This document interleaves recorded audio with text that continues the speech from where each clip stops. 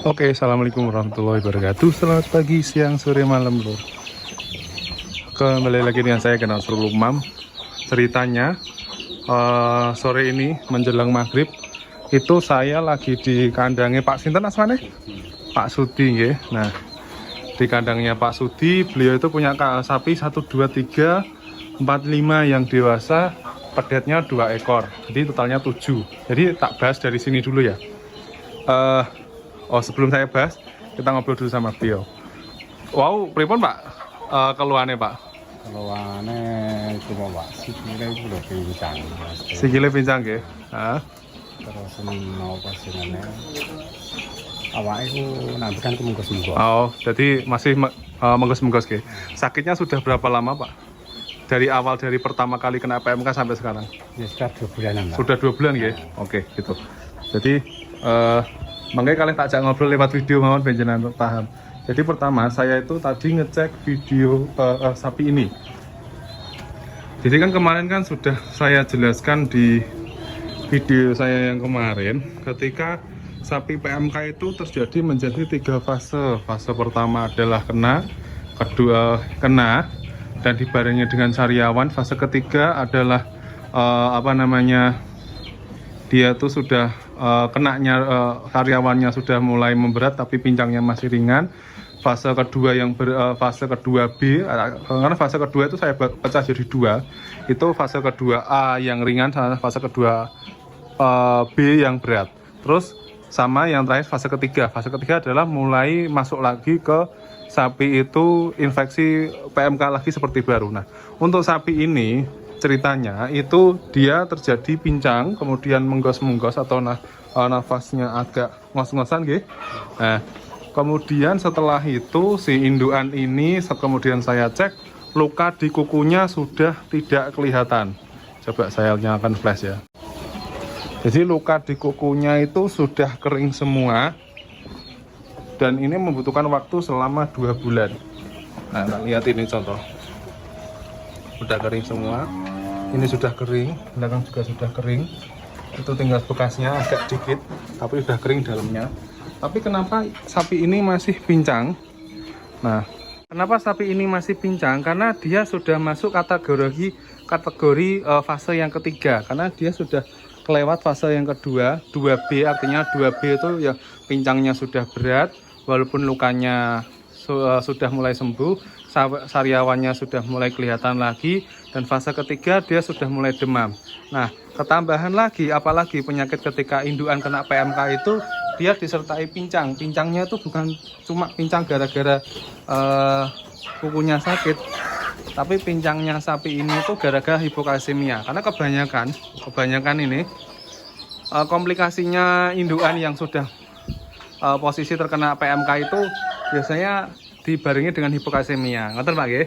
Hipokalsemia itu artinya kekurangan kalsium Pak. Induknya itu jadi dia posisi sudah ada terjadi peradangan di kukune, kemudian menyusui sambil nutrisinya kebagi menjadi 2, produksi susu sama untuk kebutuhan hidupnya sendiri. Nah, akhirnya ketika masa kritisnya itu belum terlewati, sapi itu akan bisa masuk lagi ke dalam fase ketiga. Fase ketiga apa penyebabnya? Penyebabnya itu biasanya karena daya tahan tubuh rendah Pak. Terus virus yang harusnya di dalam tubuh sudah bisa dilawan, itu kembali melawan berontak lagi ke antibodinya si sapi.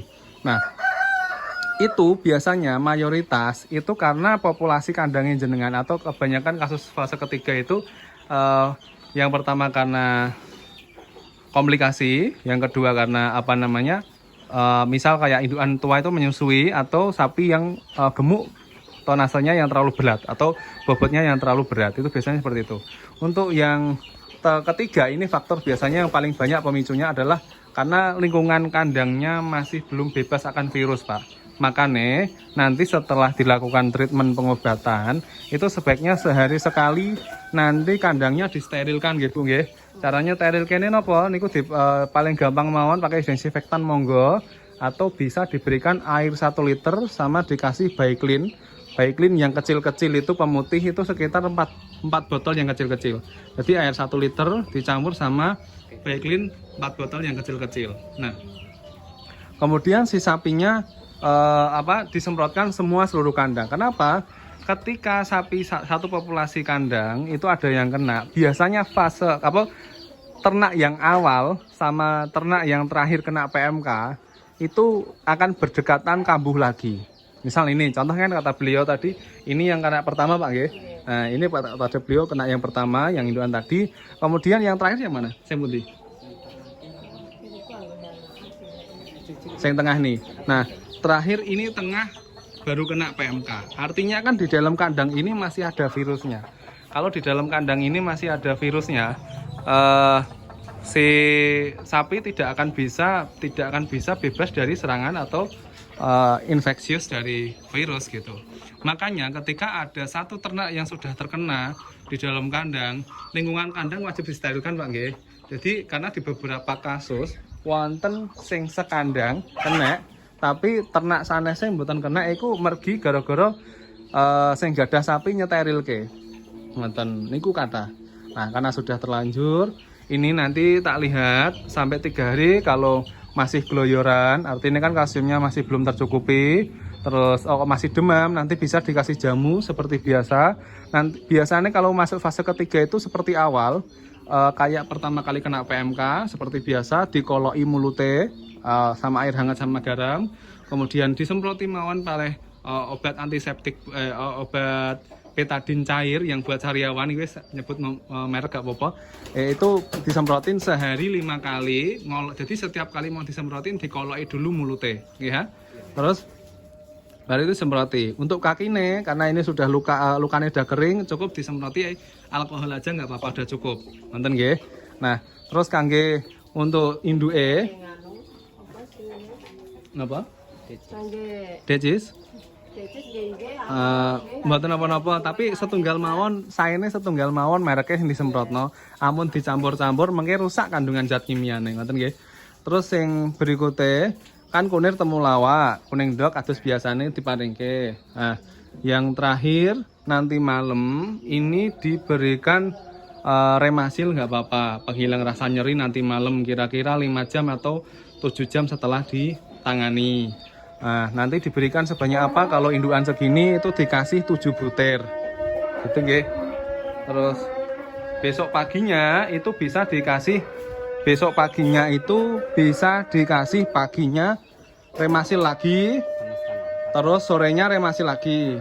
Kalau misalkan besok kok masih demam sapine nggih. Nanti ditambah paracetamol Pak nggih. Paracetamolnya kalau ukuran segitu itu kisaran 5 sampai 7 butir nggih. Nah, nggih, pun paham? Iling sedanten cobi dibaleni. Remasil sekitar 7 butir, 5 butir. Terus paracetamol ya sama, 7 butir kali Mas. Terus jamune teseiling. Jamune ya Mas. Carane ngrumati teseiling. Nah, nggih. Nek nyemproti kakike itu jangan dicampur nggih. Nah, alkohol, nak decis. Wonten nggih. Nah, ini kalih yang terakhir Pak. Saya minta tolong karena ini juga tadi beliau ini masuk fase kedua B yang berat karena terjadi peradangan di kaki walaupun lukanya sudah kering. Tak lihatin. Lukanya sudah kering, sapi ini juga sama. Sudah kering kakinya. Ini membutuhkan waktu 2 bulan lebih, 2 bulan setengah. Tapi terhitung sapi pegon ini rada luwih ringan nggih daripada sing lanes nggih ketake nggih. Daripada sing jenis-jenis nggih. Nah, niki mengke ngeten penambahan dikasih sehari 2 kali sebanyak 2 sendok tumbaske mineral, Pak. Nggih, mineral teng toko peternakan. Tumbaske mineral nggih, sapine nggih. Sedanten, Pak. Karena ini juga ada berkaitan peradangan, terus juga ada berkaitan dengan kekurangan kalsium. Yang sana sudah positif kurangan kalsium dan terjadi peradangan. Apalagi kemarin sempat mimisen nggih. Mimisen keluar darahnya banyak nggih dari hidungnya sedikit. Oh gitu. Berarti enggak mboten kayak gadah rumah sinten? Pak sinten asalnya? Pak Harno. Karena kemarin sapinya Pak Harno katanya mimisen sampai puarah sampai sehari dari pagi sampai sore nggih. Sampai dikit nggih. Kalau nanti ada mimisen nanti telepon lagi atau bisa disumpel mulute pakai daun nggak apa-apa. Misal daun pisang monggo atau daun sirih monggo, nanti akan mumpet sendiri. Nah kalau mimisan. Tapi kalau udah enggak ya nggak apa-apa. Gitu aja. Bon, maksud nggih. Nah, nggih. Jadi itu untuk kandang Riau. Terus untuk kandang yang lain, mohon maaf kalau ini maghrib karena ini sudah mendekati waktunya istirahat. Terus untuk yang ini itu tak ceritain kemarin itu sapi ini sudah mulai sembuh tapi terkena PMK lagi, dan ini masuk ke fase kedua. Met Pak nggih? Nah, ini masuk ke fase kedua dan kemarin sempat mimisan parah Pak nggih. 4 jam Mas. 4 jam nggih Pak nggih. Sehari semalam Pak nggih. Dari pagi sampai siang dari pagi sampai siang nggih. Jam 10 sampai jam 2 siang nggih. Jadi posisi sapi ini itu 4 jam kemarin terkena mimisan. Mimisan itu karena kenapa? Karena terjadi peradangan di bagian mukosa hidung dan mulutnya. Kemudian pecah selaput jaringan ototnya karena penipisan tadi, karena sariawan akhirnya mimisan. Nah, mimisan itu kemarin karena ini paling parah dari kasus yang kemarin pernah saya tangani mimisannya, itu akhirnya tak suruh memberikan beberapa treatment pengobatan yang bisa menghentikan pendarahan di mimisan. Nah, kalau teman-teman menemukan kasus yang seperti itu mimisan lagi, konsultasikan sama petugas terdekat ya, karena itu setiap kali mimisan lo harus dicek di keadaan sapinya, tidak bisa langsung ditembak ini dan itu gitu. Untuk kakinya juga sudah bagus, tapi masih pincang. Ini sekitar berapa bulan Pak? Hampir 1 bulan Mas. Hampir 1 bulan nggih. Ini ceritanya hampir 1 bulan, tapi posisinya ini contoh ini sapi satu kandang. Ini kan pegon sapi ini pegon. Ini juga pegon. Itu nggak kayak sapi merah-merah yang di sana sama yang di daerah sana. Yang di sana itu sakitnya itu bisa sampai 2 bulan lebih, karena di situ 2,5, yang sana tadi malah 2,5, rata-rata hampir 3 bulan. Kalau yang pegon ini membutuhkan waktu cuma 1 bulan Pak ya. 1 bulan. Ini nggak kena Pak. Enggak.